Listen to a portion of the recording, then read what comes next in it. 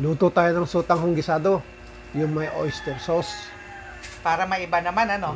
Dati kasi atsuete lang ang meron, ano. So, 1/4 cup na oil, saka 1 head na garlic. Yes. Dapat mabawang Mhm. para mabango. Saka isang buong sibuyas, medium size. Gisa-gisahin lang, pabanguhin. Yan ang sikreto ng gisado. Kalahating kilo yung ating chicken breast dito.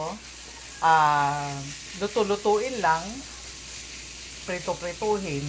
Alam mo, ang chicken breast, dapat hindi ito na-overcook, ano. So, 6 pieces na speedball, saka 4 pieces na large kikiam, isinabay na natin. Yes. Para hindi ma-overcook yung ating Chicken. chicken. Sabay na silang maluto dyan. 1 chicken cube. Yan. Pag pumuti na yung chicken, ibig sabihin, luto na yan. Pwede na tayo maglagay ng soy sauce. Ayan. Saka, maglalagay din tayo dito ng oyster sauce. Yung 2 pack na maliliit na pack yan, 30 grams ang isang pack, ano. So, 2 ang gamitin nyo. Yan. Para masarap. Malasa. Maglalagay tayo rito ng pinagpakuluan ng manok. Yung buto-buto ng manok. Buto-buto ng manok. 6 cups na chicken stock para mas malasa. Taga din tayo ng kalahating teaspoon na pamintang durog. Saka tayo maglalagay ng brown sugar, pambalanse. 1/2 teaspoon lang yun.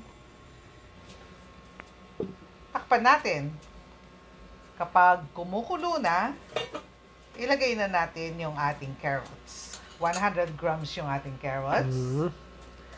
Saka natin ilagay ng sotanghon. Kalahating kilo yan. Nababad na yan sa tubig. Yes.